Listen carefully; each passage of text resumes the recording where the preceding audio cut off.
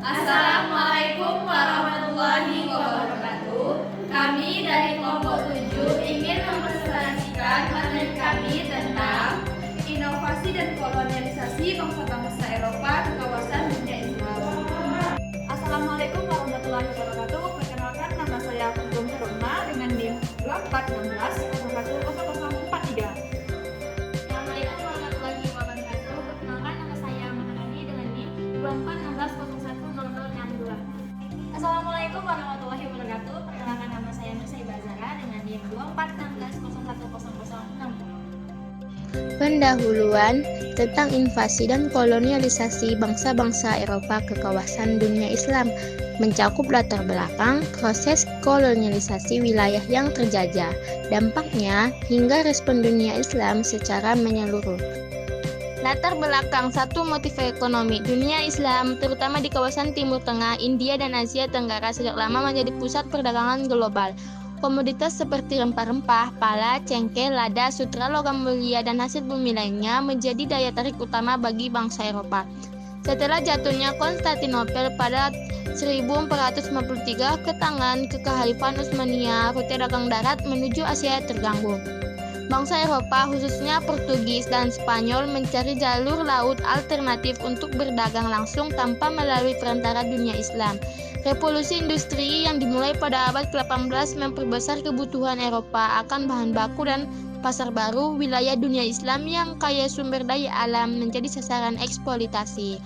2. Motif agama. Eropa memandang Islam sebagai ancaman besar karena sejarah perang salib abad ke-11 sampai ke-13. Bangsa Eropa berusaha melemahkan dunia Islam sebagai kekuatan geopolitik dan keagamaan. Selain itu, misi Kristen juga menjadi bagian penting kolonialisasi. Spanyol misalnya secara agresif menyebarkan agama Kristen di wilayah yang dijajah seperti Filipina.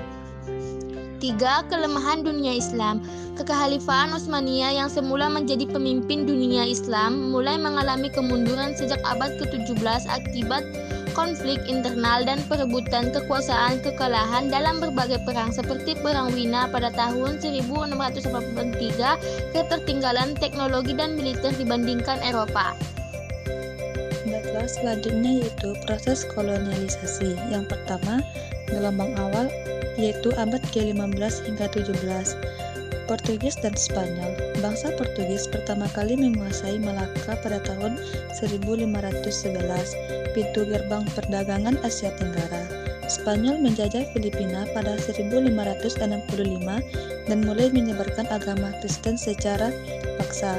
Persaingan dengan Kekhalifan Utsmania berusaha melawan ekspansi Eropa di Timur Tengah, Afrika Utara, dan Laut Merah, tetapi kegiatan mereka mulai melemah.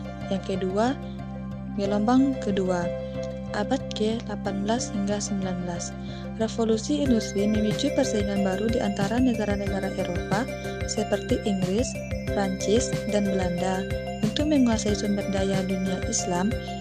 Inggris menguasai India secara bertahap melalui East India Company atau EIC sejak abad ke-18, menggantikan dinasti Mughal yang melemah. Pada abad ke-19, Inggris menguasai Mesir untuk mengontrol terusan Suez atau dibuka 1869, jalur penting ke koloni mereka di India. 3. Gelombang ketiga, abad ke-20.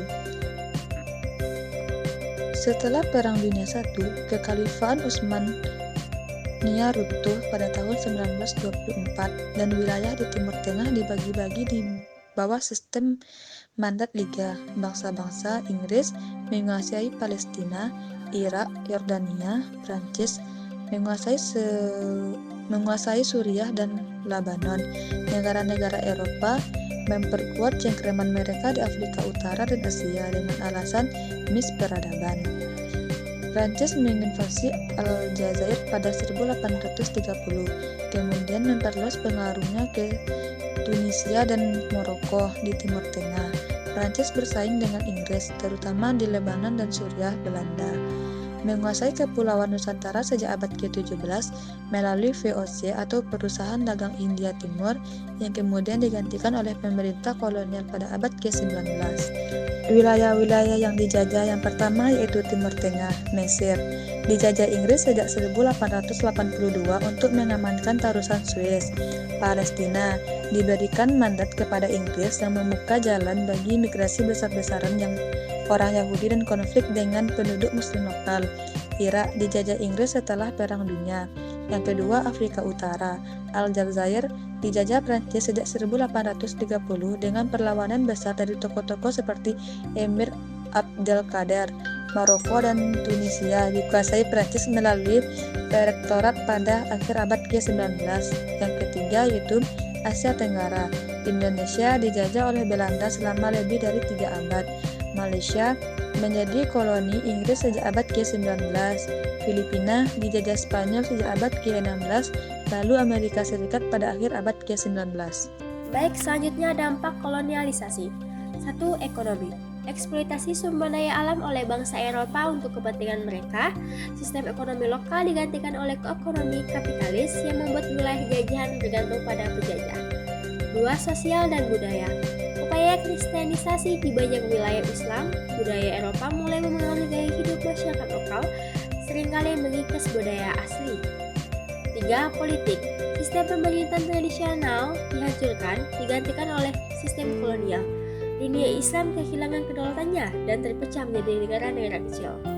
Respon dunia Islam. 1. Perlawanan militer. Perang Aceh 1873 sampai 1904. Perlawanan panjang terhadap Belanda. Umar Mokhtar di Libya.